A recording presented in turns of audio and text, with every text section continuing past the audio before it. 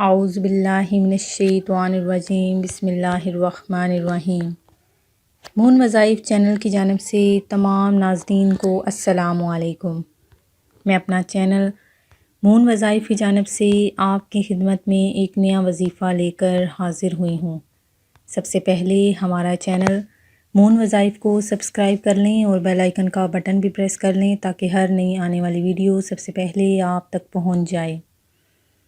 ناظرین، آج کی اس ویڈیو میں ہم آپ کو ایک ایسا وظیفہ بتائیں گے جس کے کرنے سے آپ کی تمام مشکلات حل ہو جائیں گی اور آپ جو چیز مانگیں گے وہ آپ کو ضرور عطا کی جائے گی۔ ناظرین، شعبان المعظم کے بس کچھ ہی لمحات رہ گئے ہیں اور ہمارا پیارا ماہ جو چند دنوں کا ہی مہمان ہوتا ہے، رمضان المبارک کی آمد ہے۔ اس ماہ میں اللہ تبارک و تعالی رزق کے دروازے کھول دیتا ہے۔ انشاءاللہ عز و جل بس 2 دن تک ہی چاند نظر آ جائے گا اور رمضان المبارک شروع ہو جائے گا۔ رمضان المبارک کا ایسا پیارا ماہ جس میں شیاطین کو بند کر دیا جاتا ہے، اللہ تعالیٰ ہر طرف سے رزق کی بارش کرتا ہے اور مسلمانوں کے لیے ہر دعا جو وہ منہ سے نکالتے ہیں وہ قبول کرتا ہے۔ روزے دار کی ہر دعا کو قبول کیا جاتا ہے۔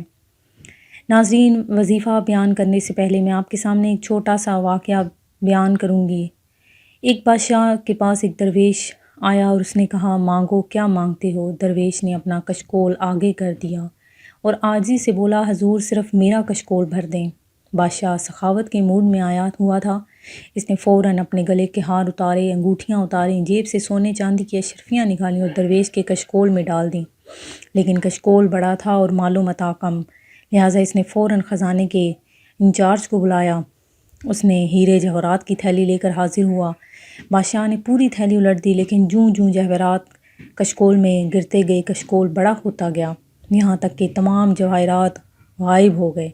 بادشاہ کو بے عزتی کا احساس ہوا۔ اس نے خزانے کو منہ کھول دیے، لیکن کشکول بھرنے کا نام نہیں لے رہا تھا۔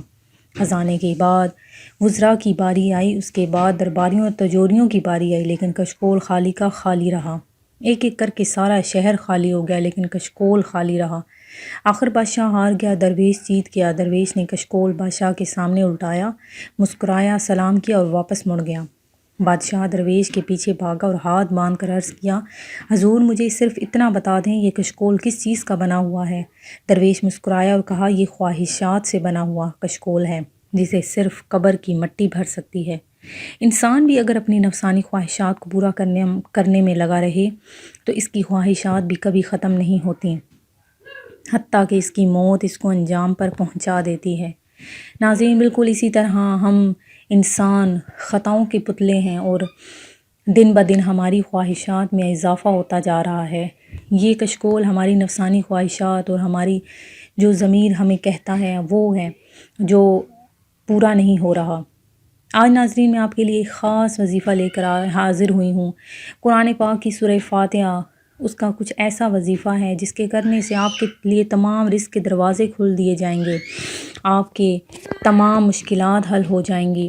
سورہ فاتحہ نور ہے۔ چنانچہ حضرت ابن عباس رضی اللہ تعالیٰ عنہما بیان فرماتے ہیں، ایک مرتبہ جبرائیل علیہ السلام نبی کریم صلی اللہ علیہ وآلہ وسلم کے پاس بیٹھے تھے کہ انہوں نے اوپر سے ایک دروازہ کھلنے کی زوردار آواز سنی۔ سر اٹھایا اور فرمایا کہ یہ آسمان کا دروازہ ہے جو آج سے پہلے کبھی نہیں کھولا گیا۔ اس سے ایک فرشتہ زمین پر نازل ہوا ہے جو آج سے پہلے کبھی نہیں نازل ہوا۔ اس نے حاضر ہو کر سلام عرض کیا اور نبی صلی اللہ علیہ وآلہ وسلم سے کہا کہ آپ کو 2 نور مبارک ہوں، آپ سے پہلے یہ نور کسی نبی کو عطا نہیں کیے گئے، ایک سورہ فاتحہ اور دوسرا سورہ بقرہ کے آخری 2 آیات۔ جو بھی یہ 2 آیات پڑھے گا اسے اس کی مانگی ہوئی ہر چیز ضرور عطا کی جائے گی۔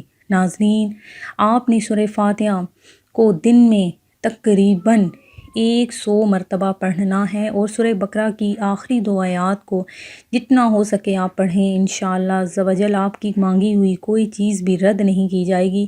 یہ وہ آیات ہیں جسے اللہ تعالیٰ نے نور کہا ہے اور آپ صلی اللہ علیہ وآلہ وسلم کے لیے ایک تحفہ ہے۔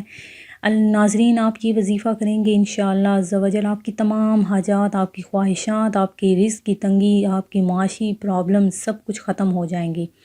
میں امید کرتی ہوں کہ ہمارا آج کا وظیفہ آپ کو پسند آیا ہوگا۔ اسی طرح سے مزید وظائف سننے کے لیے ہمارا چینل مون وظائف کو دیکھتے رہیے۔